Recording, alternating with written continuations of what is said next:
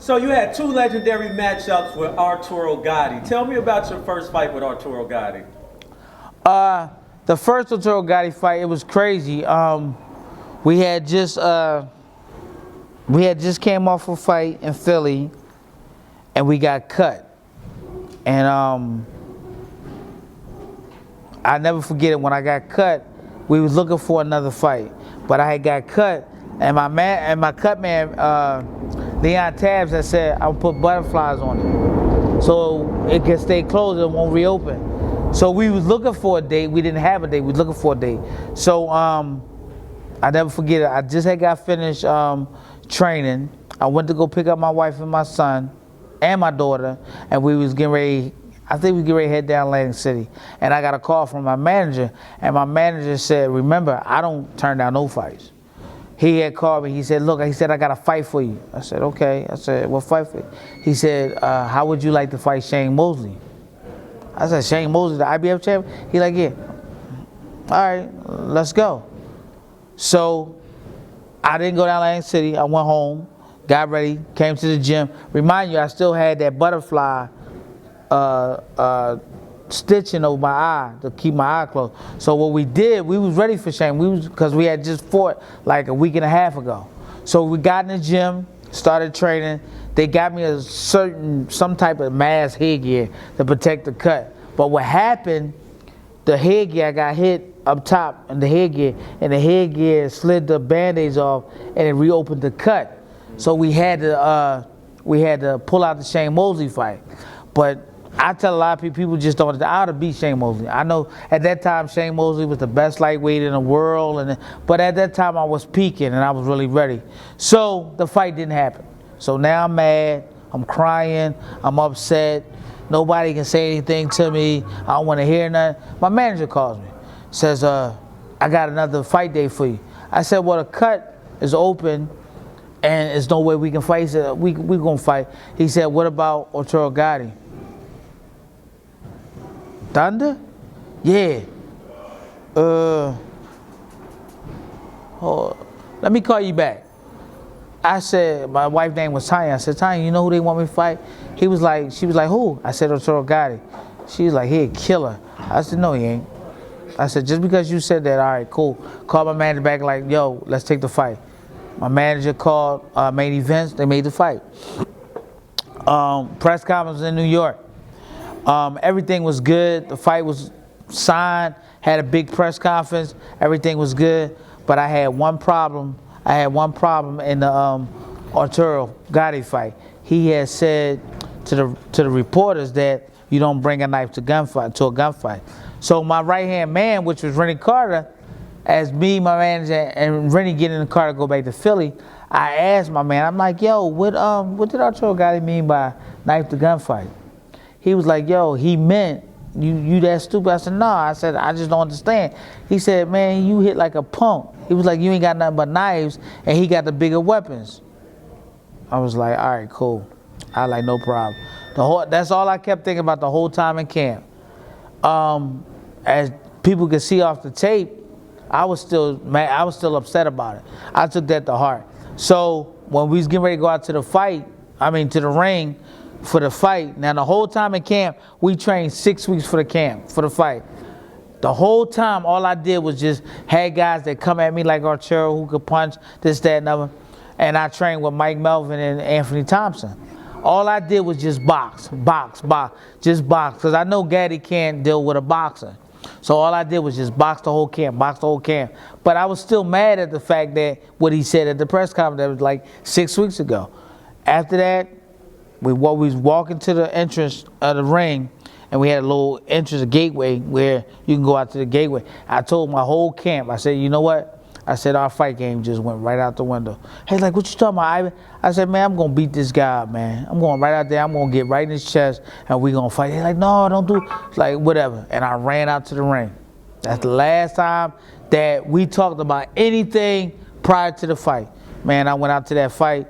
It was like, in order for him to win that fight that night, he was going to have to kill me. And that's what he almost did in the 10th round. But that whole fight, man, all I thought about was just getting. It was a respect fight. It wasn't about making it fight of the year or do no rounds of the year. All I knew was just that go in there and beat this guy up, man. This guy was going to kill me to win this fight. And that's what I did, man. Whoever thought it would be fight of the year, you know, whoever thought that I would have had round of the year, whoever thought it would have been an upset of the year. I didn't think about all that. None of that even mattered to me. All I wanted to do was just win. And then after I won, it was like I had to sit there and think when I got in my dressing room. I closed the door. I had nobody in the dressing room. And I just sat there and I cried. I was like, damn, I just actually beat the #1 guy in the world. You know how amazing and really stupid that was? I mean, it was just like my world just flashed in front of me. You know, I was just all I knew was when I opened the door and everybody came in, it was just like, wow, I had a whole new world. Man, after I took a shower, got dressed, I waited for everybody to leave. It was just my wife, the kids, my right-hand man, my manager, his wife, and a couple other people, man. We was walking down the boardwalk because we fought at the convention center, but I think we stayed in Bally's. I think it was Bally's, because that's my favorite casino now. I think it was Bally's we stayed in. Man, we walking down the boardwalk to go back to the hotel. I got Gary Shaw. I got Lou DiBella. I got all HBO. Everybody calling me as I'm walking down the boardwalk with my wife and the kids, like, Ivan, come here, Ivan. I'm sitting there like, why is everybody calling? Yo, man, that was the fight of the year, man. You don't know what type of record breakings y'all fought on HBO, man. Yo, we got to do a second fight. I'm like, dog, all I want to do is just go home and chill. Me and my wife was supposed to go to Miami, I think in like 2 days. Man, they must have called me all night in the hotel. Back then we had the little pocket cell phone that you put in the cigarette lighter and sit on the side. They called my phone all the way back to Jersey. Kept calling me, calling my manager. My manager calling me like, Ivan, they talking about you and Gatti gotta have a second fight. I'm like, dog, I just was in the fight of my life. Then it died. And y'all talking about another fight already? Man, let me go home and get some rest. So my manager was like, all right, turn your phone off, whatever. And anybody want to talk to you, I talk to him. He kept calling my phone because he had my house number. I was at that time, you know, you had a house phone. I get in the house, he studied calling me. It's 4 or 5. I'm like, Ed, the kid's trying to sleep, dog. Yo, man, we got to do this Gatti 2 fight. I'm like, dog, are they telling you that they're going to give us a whole lot? Man, you just don't know, man. We got to do this second Gatti fight. I'm like, all right, well, just let me get some rest, and I'll let you know in the morning. My wife's like, oh, I guess we ain't going away. I'm like, why? She's like, because I know you're going to take that second Gatti fight. I was like, nah, I'm not taking it. I ain't had no choice. I had to take that second Gatti fight. But I think they underestimated me from the first one, because what Gatti did, I knew Gatti used to blow up after every fight. So evidently, we fought at 35. I knew he already had came in about 10 pounds heavier because the way he was punching, he could really punch. And even when he was punching at that time, he had to put on about 10, 15 pounds. But it was okay because it didn't matter. He was going to have to kill me. You mean after the weigh-in? After the weigh-in, yeah, oh yeah. So, you know, they was calling me saying, we got to do this fight, this, that, and I was like, no. Then my manager and Lou DiBella went back and forth, Gary Shaw. Then I just said, look, man, let's just make the fight. But what I think they underestimated me was they thought I was going to sit around and wait. But what you had to understand, I had just fought Gatti.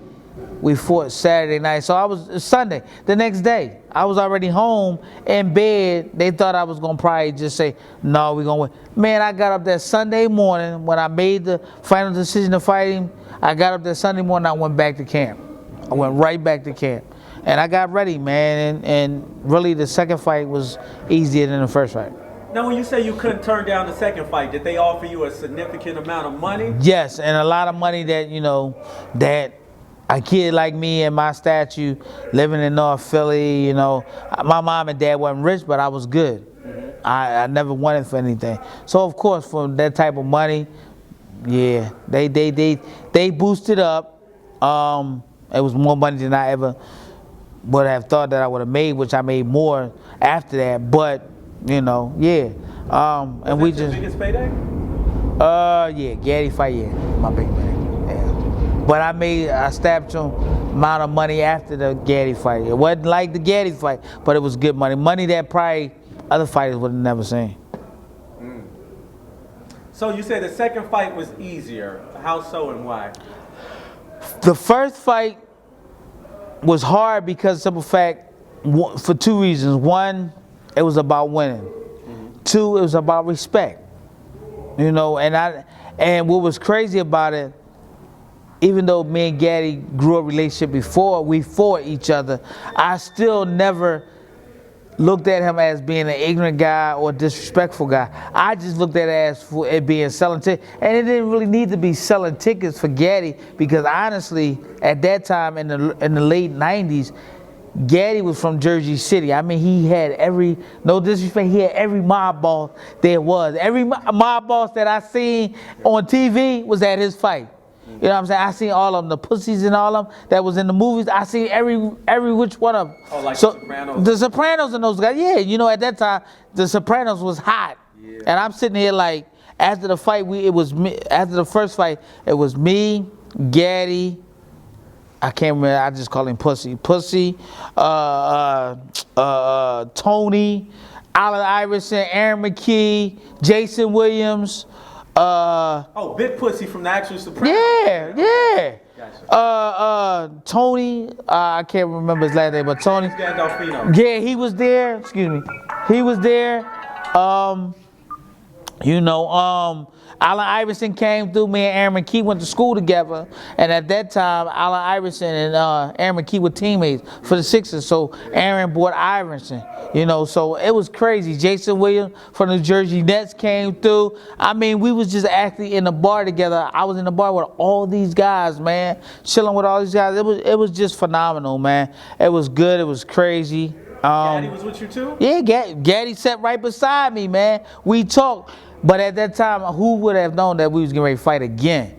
You know what I'm saying? I didn't know. Maybe he said he wanted a rematch, but he didn't tell me that. He didn't say anything to me. I didn't find out until later on, because we must have left the gambling place like 3, 4 in the morning. So at that time, they were still lurking around waiting for me to come out. But Gatti never said anything to me about it. But man, it was just crazy. That was a crazy scene. I mean, crazy. I don't think I ever been in anything like that before. How is Arturo Gatti as a person? I met him a couple of times in Atlantic City after his fight with Mickey Ward. Sweetheart of a guy. He was cool as hell. How did you know Arturo Gatti? Well, it was crazy. Like I said, me and Gatti met each other from the first, me and Gatti met each other from the first camp with Purnell. You know, we went out a couple times to eat. We was on the beach down, because the first time that I met Purnell, I met Gatti, with David Tua, and Robbie Pena. We was in Virginia Beach, Virginia, down in Sweet Pea hometown. And at that time, Sweet Pea was the king of Virginia. So it was like nowhere Sweet Pea didn't go, or me and Gatti didn't go, we didn't get the luxury of Purnell. So it was like wherever we went was Purnell hometown. So me and Gatti hung out a couple times down there. And then it was crazy. I had met Gatti way before that, when he fought Tracy Patterson. I fought a kid named Julian something. He was like 18-2 with like 13 knockouts. He was my biggest test. I wasn't supposed to beat him, but I beat the crap out of him. And Gatti defended his title against Tracy Patterson. So I met him briefly there, but we got tight after the Purnell Whitaker trip. When we was in camp together, we got real tight. We talked, we went out, we hung out together, and we just talked. It was like I sparred Purnell 6 rounds, then he came in, he sparred Purnell for 6 rounds. Then the next day I went into, I got out, he came into, I went back in. Then, you know, that's just how it was. But whoever would have thought that we would have actually fought each other, you know? So, you know, that's how business is, I guess, in boxing, you know? So, you know, I guess I would tell fighters to take a page out of my book. If it's a guy that you're sparring in the gym, just unfortunately think about later on down the line, this may be a guy you may actually fight. That's very true. After Arturo lost to Floyd Mayweather, Roy Jones said, and I quote, he said, if Ivan Robinson give you problems, you know Floyd Mayweather's going to be too much for you. What do you think about that? Oh, I definitely, you know, like I said, boxing is a great sport. I don't want to call it a game because I think people get the wrong interpretation about boxing. Like you always hear fights say, oh, I can play box. No, you can't play box, dog. Boxing is not a play game. Boxing is a serious game. You can't play box. You got to really do it. And I really commend Floyd to a point, but then again, I don't justify it because like Roy said, if Gatti had problems with me, what makes you think he wouldn't have problems with Floyd? And then at the same time, Floyd said he's the best ever, which I understand. That's my dad. Which I understand. But Floyd fought Gatti when he was beat. I mean, I just beat him. I beat the crap out of him. Then Floyd turned around and fight him. I mean, you couldn't have picked a handicap more than Gatti. You know what I'm saying? My thing was this: after I beat Gatti, and I got a team that'll tell you, after I beat Gatti, I asked to fight Floyd. Floyd didn't turn me down. His uncle turned me down. Roger turned me down. Did he give you a reason why he turned you down? Yeah, we not fighting nobody from Philly. I mean, I guess that is kind of true. You don't want to fight nobody from Philly because we just tough, man. We just is what it is, you know. So Roger said, quote, end quote, we not fighting nobody from Philly. We're not fighting nobody from Philly. Wow. And this, around what time period did you call out Floyd? This had to be like around, I fought Gatti in 98. This had to be like around 99, 2000, right around that time, somewhere around there. Because he fought Floyd, what, 2000? No, he fought him later than that. It was later than that. He fought him later than that, yeah, much later than that. Gatti was pretty much not done, but he was done. Because he lost to me. Then he beat somebody else, and then he lost to somebody. So he was pretty much done. Well, he was known to blow up after fights and even come in heavy at weigh-ins. He fought Joey Gamache. Yeah, he fought Joey Gamache after he fought me. He shouldn't have never fought Joey Gamache. What do you think about that fight? Because Joey says he got on the scale, got off, sipped some water, so he didn't have to get back on, and that he was like pretty much a middleweight when they fought. Probably so. I can believe you. I can believe Gatti was probably about a middleweight when he fought him. Because it's just even crazy that what weight did they fight at? 47? That was kind of big for Gatti anyway. Gatti was never really, I mean, like, rumors have it that I was told when he fought me the first fight, after he fought me, I think they had to take him to the hospital and get IVs and all that stuff inside of him, the building back up. I mean, I heard he done that a couple times. So, you know, it's all treats his own, you know what I'm saying? Gatti was a lovable guy, man. Everybody loved him. He fought his ass off when he fought. You never had to worry about Gatti being in a bad fight. The only thing is that if you was a Gatti fan, you never knew what, you always knew what to expect from him. You just didn't know when. Like, it could be the 10th round, and you could be like, man, Gatti losing this fight, and you can get up to be like, I'm going home, and you turn your back, and he catches the joker with a left hook, and the fight is over. That's just the type of guy he was, and I think that's why we loved him. Because, like, who said it the best? I think Larry Merchant said it the best. He was like the human highlight reel.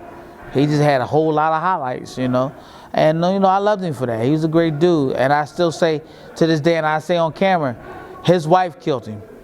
His wife killed Gatti. She killed Gatti.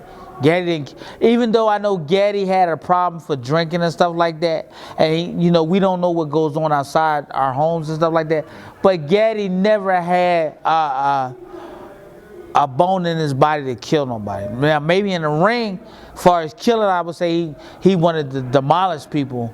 But outside the ring, man, you couldn't find a bone in this man's body that would say he would kill a joker. He wouldn't do it. He'd walk away from him. He'd walk away. You would smack him first before he smack you. That's the type of guy he was. Actually, a friend of mine has a story where they got into a confrontation, said Gatti was so nice to him and diffused it and brought the guy a drink to stop him from fighting. That's what I'm talking about, man. Gatti was just that dude, dog.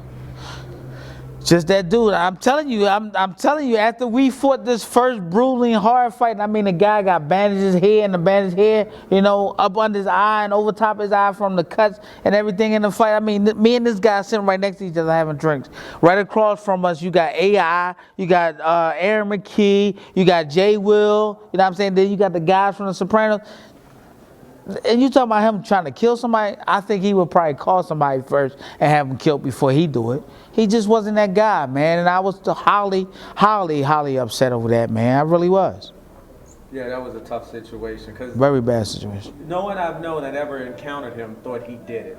Nobody. That's a hurt piece, man. It really is. Really is. And then for him to die like he died, and then for his family not to have none of his earnings, his money, his name, his legacy, that's not good. That's not cool at all. Not cool at all. And I can't remember who taped me or talked to me about it, but I tell you, like I told him, if I was near her, I'd probably kill him myself. That's crazy, man. The man was a genuine guy, man. Take his shirt off and give you his shirt off his back. That's the type of guy he was.